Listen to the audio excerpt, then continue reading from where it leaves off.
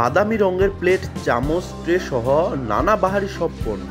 আকর্ষণীয় এসব সামগ্রী সুপারির খোল দিয়ে তৈরি। বর্তমানে প্লাস্টিকের পণ্যে ছেয়ে গেছে বাজার, যা পরিবেশের জন্য মারাত্মক ক্ষতিকারক। এজন্য প্লাস্টিকের বিকল্প হিসেবে পঞ্চগড়ের বোদা উপজেলার শিমুলতলী এলাকায় সুপারির খোল দিয়ে তৈরি হচ্ছে তৈজসপত্র। বাজারেও রয়েছে এর ব্যাপক চাহিদা। প্রথমে সুপারি গাছের খোল সংগ্রহ করে নিম পাতা ও লেবু পানিতে প্রায় 20 মিনিট ভিজিয়ে জীবাণুমুক্ত করা হয়। পরে কড়া রোদে শুকানোর পর মেশিনে ঢুকিয়ে বিভিন্ন ছাঁচের মাধ্যমে কয়েক মিনিটে বানানো হয় পরিবেশ বান্ধব ও স্বাস্থ্যসম্মত ওয়ান টাইম প্লেট, বাটি ও চামচ। প্রতি পিস প্লেট 8 থেকে 10 টাকা, বাটি 6 টাকা এবং চামচ 4 টাকা করে বাজারে বিক্রি হচ্ছে। বিভিন্ন রকমের আমাদের পদ্ধতি মেশিনের সিস্টেম আছে, এগুলাতে আমরা একটা করে দিয়ে নানান রকম প্লেট তৈরি করি, বাটি তৈরি করি, চামচ তৈরি করি। এখানে যা টাকা পাই তাতে আমি সংসারে কাজে লাগাতে পারি। কারখানা হয়েছে, আমাদের সুযোগ সুবিধা হয়েছে, আমরা বাসায় বসে না থাকে এখানে আসতেছি।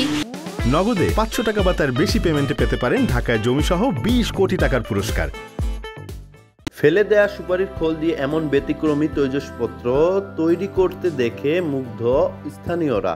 আমার বয়স কিন্তু 65 বছর, আমি কোনোদিন শুনি নাই বা দেখি নাই যে সুপারির খোল দিয়ে এত কিছু তৈরি হয়। সুপারির খোল দিয়ে অনেক সুন্দর সুন্দর জিনিস এরা তৈরি করতেছে, দেখেও খুব ভালো লাগলো এবং পরিবেশ বান্ধব, খুবই পরিচ্ছন্ন। এরা আসলে খুব সুন্দর করে যত্ন সহকারে তৈরি করে। আর পরিবেশের ভারসাম্য রক্ষায় এমন উদ্যোগ গ্রহণকে সাধুবাদ জানান স্থানীয় পরিবেশ অধিদপ্তর। সুপারি গাছের খোল দ্বারা তৈরি এই বায়োডিগ্রেডেবল পণ্যগুলো বাজারে চলমান থাকলে এই একবার ব্যবহারযোগ্য প্লাস্টিক দ্বারা যে পরিবেশের দূষণ হয় সেটা থেকে পরিবেশ মুক্ত হবে।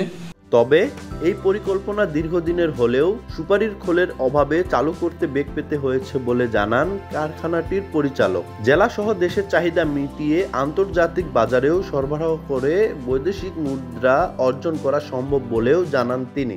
আমরা আপাতত ঢাকায় সাপ্লাই দিচ্ছি, সারা বাংলাদেশে এরপরে সাপ্লাই দিব।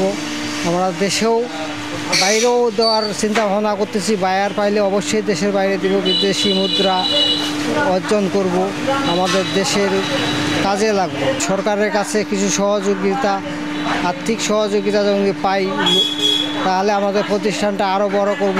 কয়েক বছর আগে মালিক নুরুল আলম সেলিম ভারত ও চীন ভ্রমণে গিয়ে বিভিন্ন তৈজসপত্র তৈরির কারখানা পরিদর্শন করেন।